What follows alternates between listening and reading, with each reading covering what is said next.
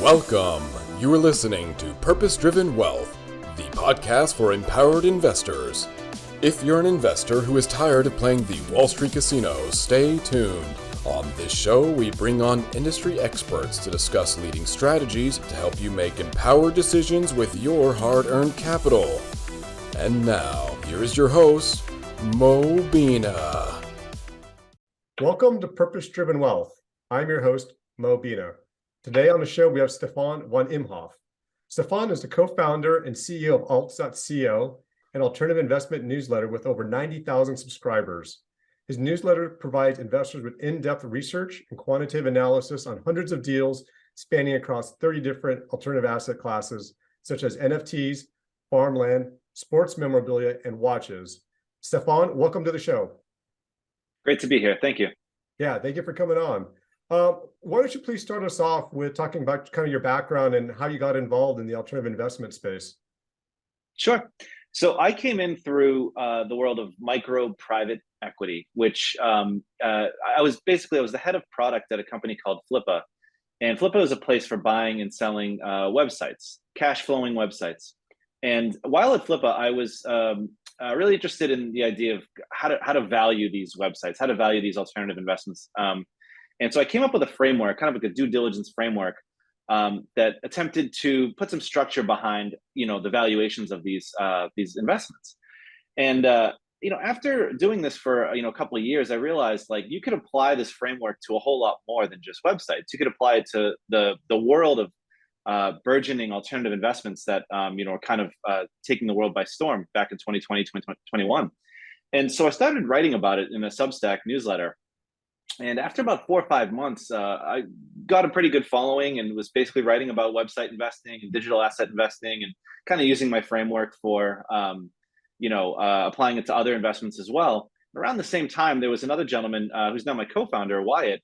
He had a newsletter that was kind of doing the similar kind of thing, except he was analyzing asset classes that I hadn't even thought of yet, right? Stuff like sports memorabilia and trading cards. And he had come up with a way to value old books, rare books. And so we started talking and we became friends online. And despite living in different countries, we basically just decided to join forces one day and kind of combine our newsletters together. And, 2.5 years later, here we are.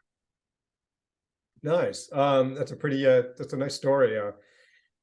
Before we get into kind of like, how you value and how you do the due diligence on these types of investments, why do you think investors should incorporate alternatives in their investment portfolio?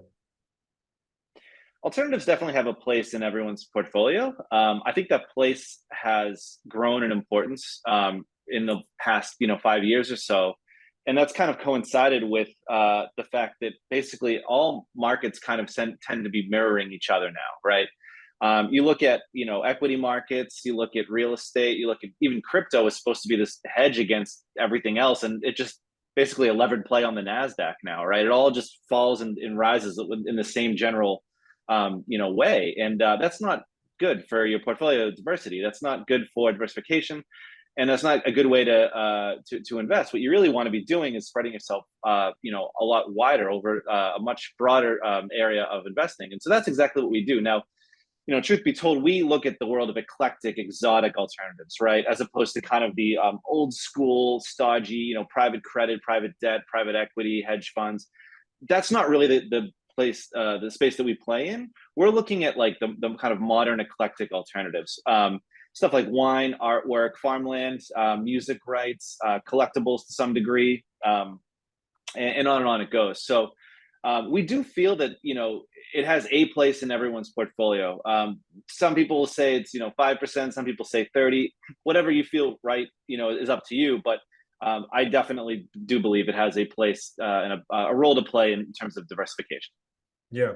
And generally, because you brought up crypto, and the way I kind of look at it is like it's by far a risk on investment, right? It's when markets or when investors are fearful, they're not putting their money into Bitcoin and crypto in general. So it's definitely a risk on investment. Generally speaking, would the other alternatives that you follow, like the art and the sports memorabilia and so forth, would you largely consider those to also to be risk on investments? It depends on the market. Yeah, some of them definitely are. And to be clear, modern alternatives, as we call them, are by no means immune to this downturn we're in at all. However, not every market is in lockstep tandem with equity markets, and that's the key thing. So some markets have been basically unaffected almost completely. I mean, wine just keeps ticking up and to the right. Like, no, you wouldn't know there's an equity recession happening at all. Comic books are oddly strong. Cash flowing, yield producing investments like again, like websites, music rights, they don't really, they're not as centered around appreciation, and thus they don't rise and fall. Those markets don't rise and fall along with equities. They kind of just do their own thing, beat to their own drum. So that's kind of the key here. There's definitely not one way to look at it, but when you kind of factor everything in together, you kind of realize, like, yeah, like this is the best way to really diversify and get away from that single, graph drumbeat. Yeah, or the traditional 60-40 portfolio.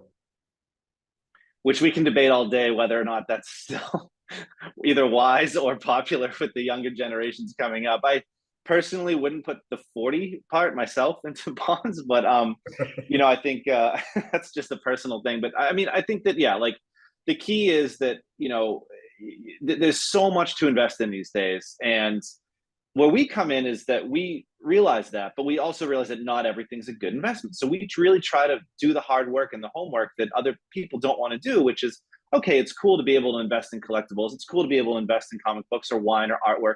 But how do you know if it's a good deal, right? So that's what we do. We look at these markets, we look at the opportunities within them, and we can talk a little bit about how we, ascertain the value of these assets if you'd like. But that's basically what we do.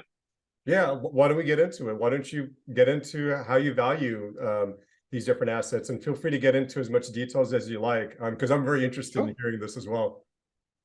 So it all comes down to, every market's different, right? But at its heart, it all comes down to comps. It's just like in real estate, right? Like, how do you ascertain the value of a piece of real estate? You look at the neighborhood, you look at the square footage, and you basically triangulate a pretty good price just based on those two things alone. Then you can incorporate things like walk score and all sort of, there's a million other metrics.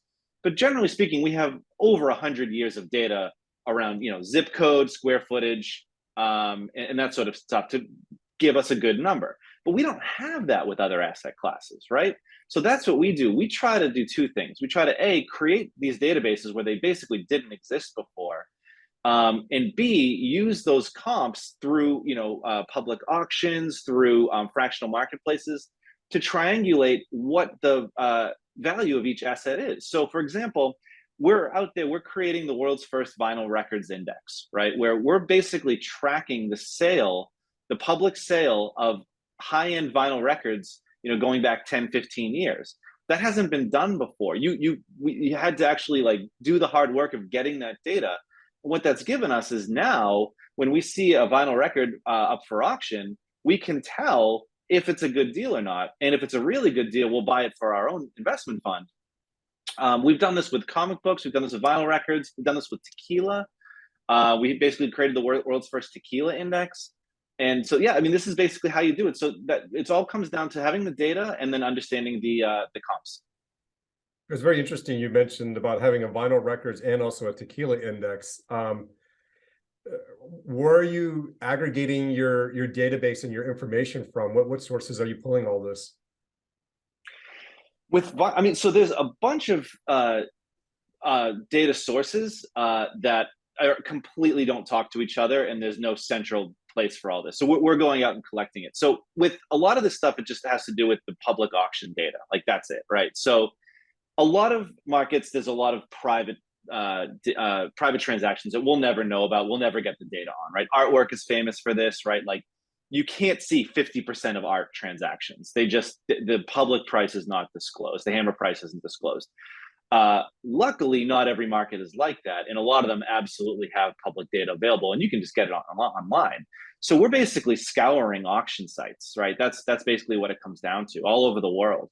And we just have scrapers, and when we pull it all into the database, we clean it up, and it basically create charts and graphs that make sense for us. And what that allows us to do also is see which sub markets are the best, right? So going back to vinyl records, for example, we know which artists hold their value the highest over time. Now, you'd probably guess a lot of these names, like the Beatles, Rolling Stones, Pink Floyd. But even within that, like, we can see like which ones are the most volatile, which ones appreciate the most, which ones depreciate the most in the down market, and which ones basically have the overall best returns. And we do the same for tequila, for classic cars. The list goes on. So we hold the data pretty close to our chest because it's more valuable to us than to sell it, basically. But that's how we do it. I remember way back in the day that there used to be a publication called Beckett, and Beckett used to give value for like sports cards, specifically baseball. I don't know if they did other cards as well too, but I mean, are sources like that still around, and do you utilize them in terms of aggregating your database? They are for some markets. So like with sports memorabilia, there's oodles of data out there. Sports cards, there's so much data out there. We're not doing anything new there. We're basically curating and collecting data. And what we can do when we have mass amounts of data like that is we can see what the effect of each grade has on a specific card. So for example, let's say there is a Michael Jordan rookie card for sale at auction. We think it's a good deal, but we basically look at, okay, how have Michael Jordan rookies done over the past few years? This card, let's say, is graded 9.2, right? So how have other 9.2s fared in auctions, right? How have other 9.3s and 4s? We can basically use each grade to kind of triangulate the proper, effective market, fair market value. Not every market has grading though, right? Like many markets do, many collectible markets do, sports cards and memorabilia do. That makes things a lot easier, but not every market's like that. So it runs the gamut. We personally try to focus on markets in terms of creating data that no one else is touching and no one else even thinks about. I mean, we're creating indexes for concert posters, right? Like this is a small market, but man, like no one else is doing it. And so we might as well like just be the most intelligent, data collectors on the concert posters market out there. And that's exactly what we try to do. So we focus on markets that have less data out there. Okay. And I guess that data at some point will have even its own value in and of itself, right? To even like have that, because I'm sure at some point there'll be other parties that would want to have access to that data and know the information that you guys, are aggregating, collecting from various sources as well. And that in itself would have value, right? We're thinking about that. We have not had, full transparency, we have not ever sold pure data before. I do believe there's demand for it out there. I don't know how big the demand is. Without saying too much, I'll say it's actually not as big as you'd think it is. And in the meantime, it's kind of irrelevant to us because we'd rather kind of hang on to it for now anyways. But that may definitely change. Yeah. One of the asset classes you mentioned was wine. You said that that's held its value pretty well. What is it about wine that makes it, or at least in the recent, I don't know how many years has it been, but has it been fairly strong for the last 3, 5 years, 7 years? And why do you think that is? I think wine is kind of in one of those in between asset classes where it's either the newest old alternative or it's like the oldest new one, right? Like it's kind of like right in the middle. So it's almost like a gateway drug to other other alternative investments. And it's funny because it is technically a drug, alcohol. So, but I mean, it's kind of like people relate to it a lot more than they can something like like music royalties or film rights or something like that, right? Or even a lot of collectibles, right? People see the value. Wine is associated with wealth, and so it's because of its history, I think, as an alternative investment. People kind of inherently like gravitate towards it, along with, I would say, artwork is up there as well. I'd say those two are basically leading the way, but especially wine. The other thing going for wine is that the supply is very limited, right? There's only a certain amount each year that's produced. That amount can drastically change based on climate, and that is happening now, right? So wine regions are absolutely starting to get affected by climate change, and so they're having to change operations. And this is a 5-7 year period of what they're going through. In the meantime, there's a little bit of a glut in. There's the demand has stayed high, but the supply has been wavering. Supply chain issues affect wine as well, right? So we've had a lot of those over the past year and a half. Those are kind of smoothing out now, but the fact is, at the end of the day, I mean, there's only so much of it. It appreciates over time, and you can't make any more each year than's been made. Like it doesn't just, it's not, it can't be just manufactured, right? It takes time. So yeah, I think all of those things kind of make wine a very compelling alternative investment. In terms of like our favorites, that's basically at or near the top. Wine, whiskey, and then to us, tequila is. I mean, these are some of our favorites. Absolutely. Interesting. And I assume you also follow like the luxury watch market as well too. And I'm curious to know, like, how's that been performing? Not terribly well lately. We don't have any watches in our fund.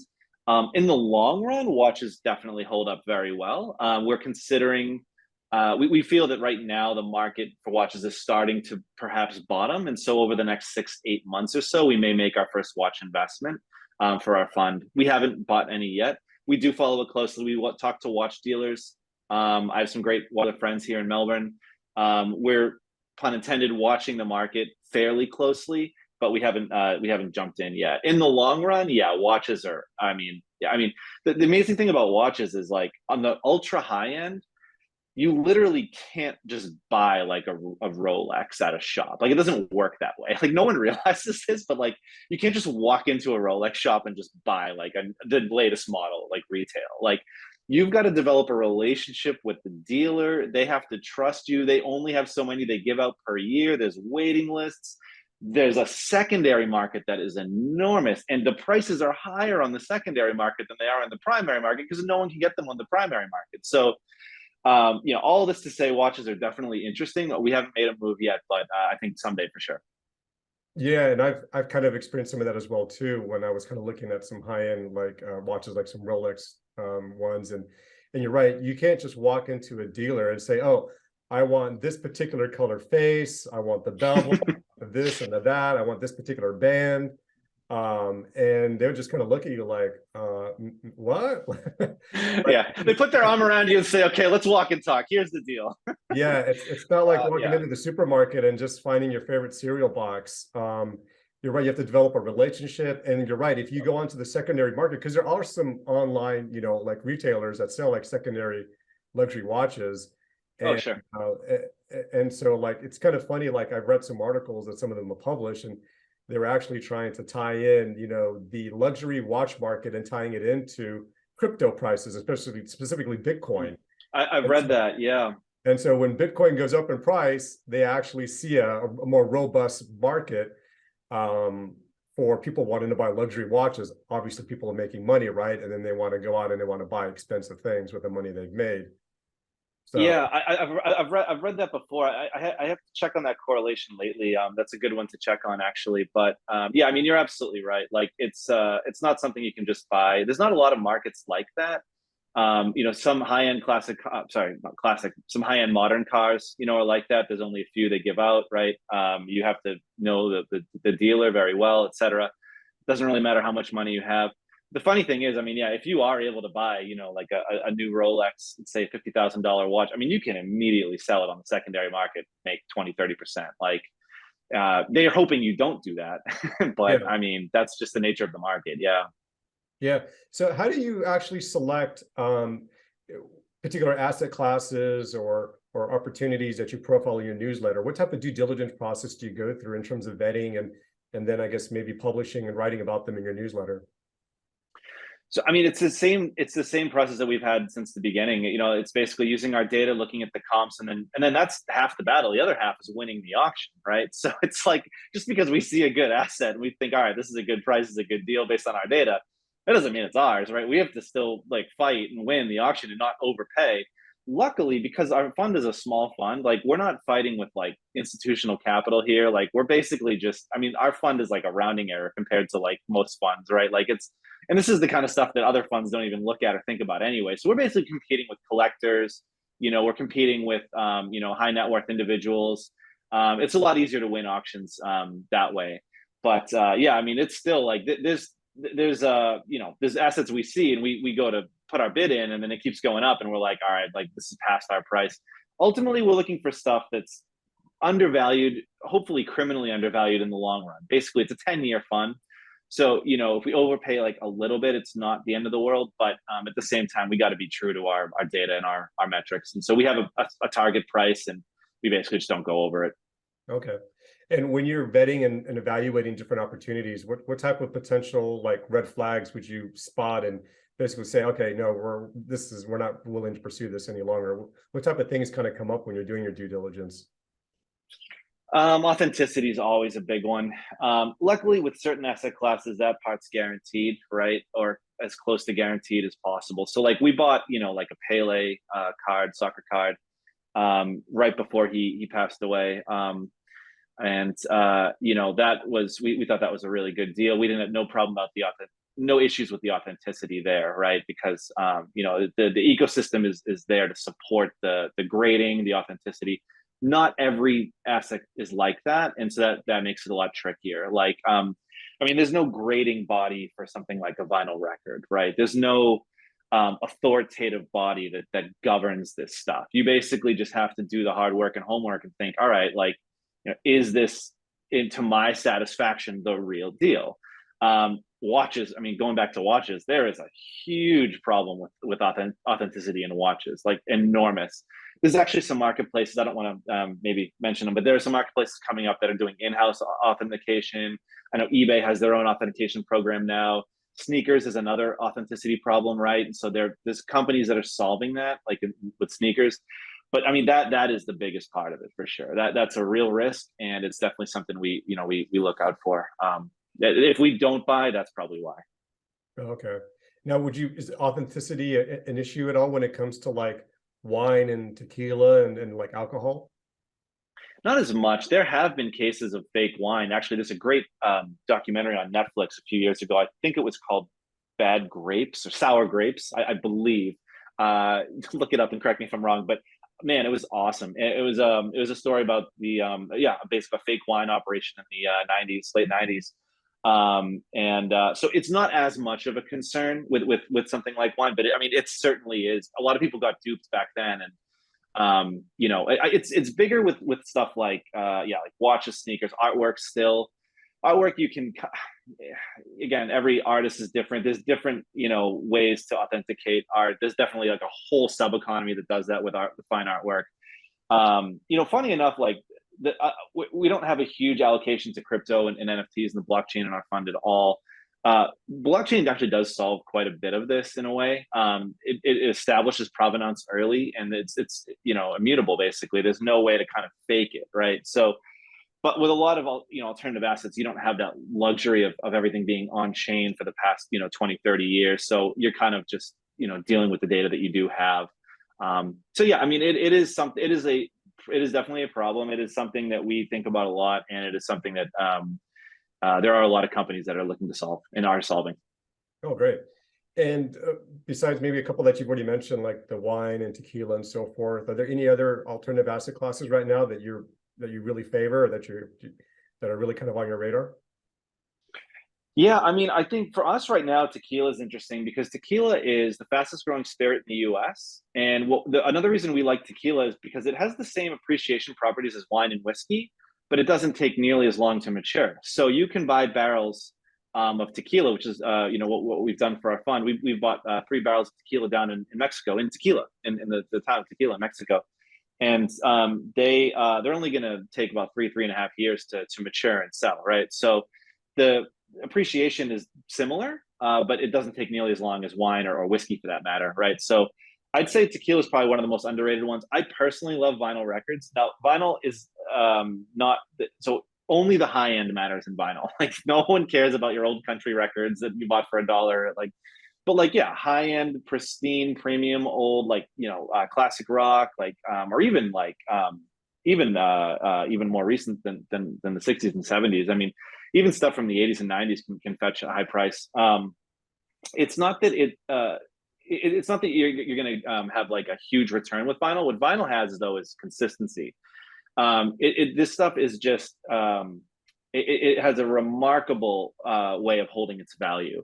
So I have a bunch of vinyl records, a lot of high end stuff, and I'm not selling it ever. This stuff I track it all in my own personal graph, right?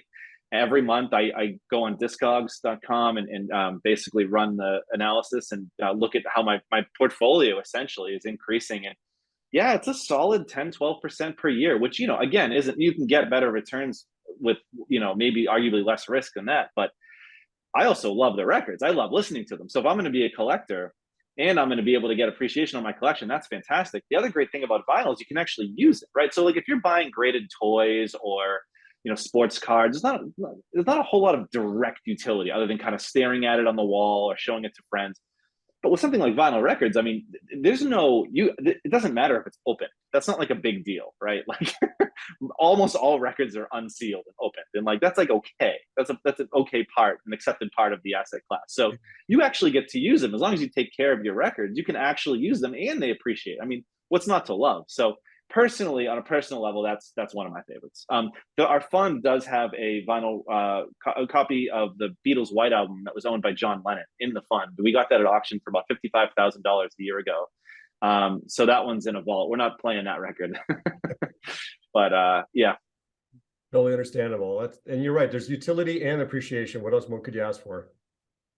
The only thing more you could ask for is cash flow, and there's no real way to produce yield, unfortunately. We didn't really talk about cash flowing assets a whole lot in this discussion, but that's a big part as well. Is, I mean, there's so much interesting stuff happening with, private credit, private debt opportunities, real estate debt. That's not a huge part of what we do with our fund, but it is something we talk about in our newsletter quite a bit. So it's a whole other area of alternative investing. Gotcha. So these are plays that are more cash flow based, perhaps, versus appreciation based. Is that correct? 100%. I'll give you a great example. Right now, there's a big opportunity for plastic surgery in Brazil. So Brazil is the world leader in plastic surgery, both on a raw numbers basis and a per capita basis. I don't know why. I think Brazilians are beautiful to begin with. I don't know why they need the plastic surgery, but regardless, there's a whole lot of plastic surgery happening in Brazil. Now, you can't finance plastic surgery with a bank loan in Brazil. The banks are not allowed to do it at all.